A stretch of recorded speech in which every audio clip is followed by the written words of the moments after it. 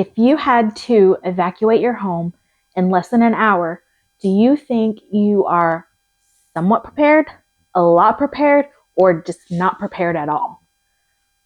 Myself and my family, I feel like we're somewhat prepared, even though I know for a fact that we're more prepared than a lot of people I do maybe know, but I'm not nearly as prepared as I think I would be. The main reason I am doing this video is because emergency preparedness has been ingrained in my head since I was a young kid. Growing up, we've always had what is called a 72-hour kit. My parents had one for themselves, they had one for all of our siblings. So I remember at a very young age, we put all these things in this bag, in a backpack, for what would be if we were gone for 72 hours. So these kits are also called go bags. They are called survival kits, bug out bags, whatever you want to call them. Basically, you want to be able to survive or be okay for 3 days with items in these bags. You want to make sure things are in there like socks, a change of underwear, change of clothes, a shirt, and pants. And you want to make sure you have one for everyone in your family. So I'm not trying to do this video to scare anyone. Please don't think I'm doing that. This is mainly to be prepared for peace of mind. This is what this is. Peace of mind. So if something does happen to wherever you live, because natural disasters can happen anywhere. In the United States, we have earthquakes, we have hurricanes, we have tornadoes. And if you live across the world, there are tsunamis. You never know. And sometimes those rains can bring mudslides. And that is a reality that a lot of people in my home state of North Carolina faced a couple weeks ago, not even just a few days ago, that they had to evacuate immediately. And unfortunately, a lot of people were not prepared because it's 2024. You wouldn't think anything like this would happen, but unfortunately it does. And we've got to be prepared. And this is me being prepared. This is my peace of mind. So let me share what we have. This is my husband's 72-hour kit. So what it would be is all these items would be in his backpack and he would carry it around with him. His is a little bit heavier because I think he actually packed more stuff for the entire family, but you want to make sure you have a bag for everyone. Well, we would have one for our 6-year-old. We could even have one for our dogs if we wanted to. So keep that in mind. Fortunately, my husband has embraced the preparedness that my parents ingrained in me. So these are all the random things that my husband and myself have bought in over the years for our emergency 72-hour kits. And I will leave links of everything down below. So if you want to pack your own, get ideas from here, it's perfectly fine. If you have anything that you want to add that we don't have, please mention it in the comments. I would love to know if we need to update ours. Actually, I know for a fact we need to update ours because things in here can expire. That's another thing. Make sure you update them. If you do have one, but you haven't checked it out in a while, make sure they're updated because yes, things do expire. Also, if you have clothes in there, make sure they still fit because I know 10 years ago, I'm not the same size. So if you haven't checked it in 10 years and you have clothes in there from 10 years, make sure those fit. Okay, so here's the stuff in my husband's 72-hour kit. Like I said, if you have any additional items we should put in there, if you think something's in there that we shouldn't have or it's too much, let me know. Okay, start off. This is just a hiking backpack. This is High Sierra. It's got the cushions on the back. So, and then it also it has a lot of pockets, a lot of space in here to put items. A lot of side pockets, outside pockets. Has a strap in the back. So if it becomes too heavy, he can hook it around his waist and bear some of the weight. So some of the items in here, and I'm going to go through them real quick for you guys.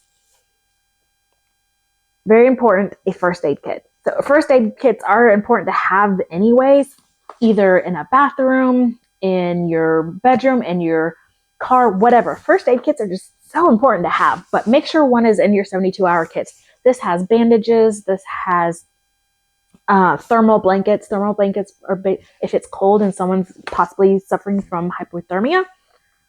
make sure you have some in there. So this goes in the bag. All right, glow sticks. So you'll see that a lot of these things are in plastic baggies, and that is because you never know what type of weather you're going to be in. Is it going to be hot? Is it going to be cold? Is it going to be damp? Is it going to be wet? So you want to make sure all these items you have are kept dry as possible. So these Ziploc baggies are essential. So glow sticks, don't use them all at once. Use it one at a time, especially if maybe you're lost somewhere. Break it, it'll glow for a few hours, and hopefully this can help locate you or whoever is using it. Okay, so water is important. The main things you want when coming to survival or being off on your own and not at your house, you need to make sure you've got fire, water, and shelter. Those are the three main things. So you never know if water is contaminated or not. So a type of water filtration is very important. So to go with that, these are life straws. These have actually come on the market the last few years. And these are so incredibly helpful for, again, to filter through water to make it more drinkable. So we've got these, put them maybe in the side pocket over here.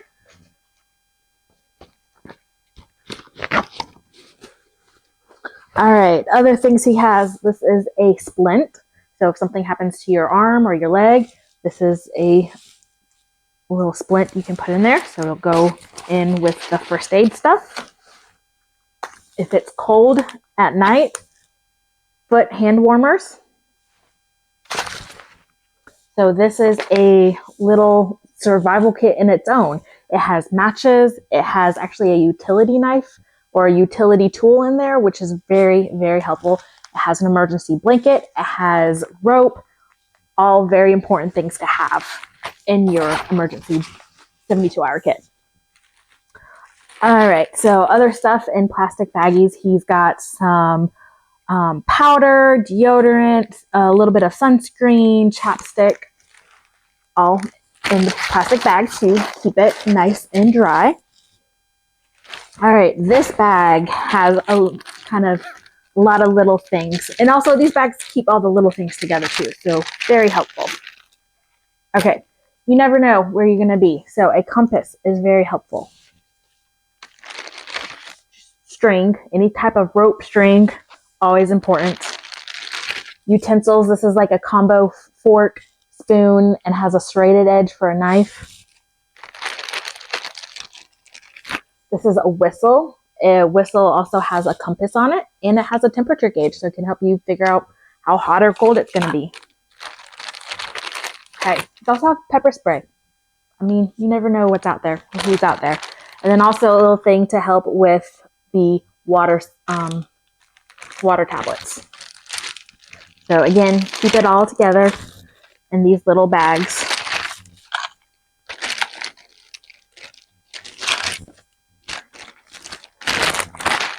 And zip that up.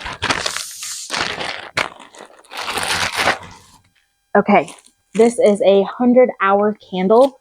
So like I said, fire is life, pretty much, when you are trying to survive. If you ever gone camping or anything like that, fire is one of the most important things you do when you go camping. So same with survival. This is for light, for heat, whatever. 100-hour candle.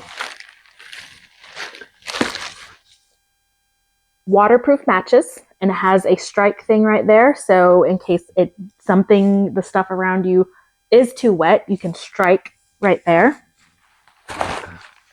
Put that on the side over here. Make sure I don't use my life straws over here.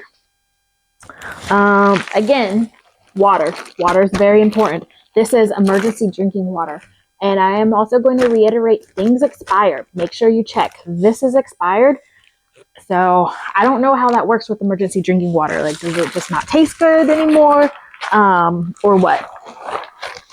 So those go in there. He also has gauze and some more string and some Q-tips. Goes in the bag. Duct tape, because, you know, duct tape is good for almost anything. And then we've got matches here. Again, fire, important for food, for warmth, whatever. Alcohol, not the drinking kind, the medical kind. And this item right here is something very important. This is a hand crank AM/FM radio. So check these out. They have actually upgraded since we put this in our emergency kit. They have better ones now. And why is this so important? We have learned this in the past couple weeks because internet is not always going to be around. 5G is not always going to be around, but you can get some type of radio signal out. This is to help you be in touch with the outside world. This one also has a light on it. There are others I've seen recently that have solar power chargers, which is really cool. So I'll actually link those on here as well. Some of the other additional things that I have found that we don't have because, like I said, we're somewhat prepared, but not all the way prepared. Don't get me wrong. We did not get these in one foul swoop. You can, yes, 100%. You can buy all of this today if you want, but we collected this stuff over time. It's taken us a couple years to get all the things together. And don't feel like you need to rush out and get all the stuff. Ask for it for birthdays or Christmas. Tell your family you want to be prepared. You want to have peace of mind for your family. This is my peace of mind. And there are things in here that I would add some more things. I would put maybe a more universal utility knife or item in there. I did notice my husband didn't have any clothes, so I would put clothes in here for him. If there's something in here that you would add, let me know. Thank you so much for watching, everyone. Please be safe out there. Again, I'm not doing this to scare anyone. This is for information only and to help anyone who may want to create their own 72-hour kit but don't know where to begin. Follow my link below. Follow the items below. You'll see something you may want to add or don't have before. So thank you so much for joining me. My name is Natalie, and this is Navigate with Natalie. And this is all the random stuff my husband and I have bought. Have a great day.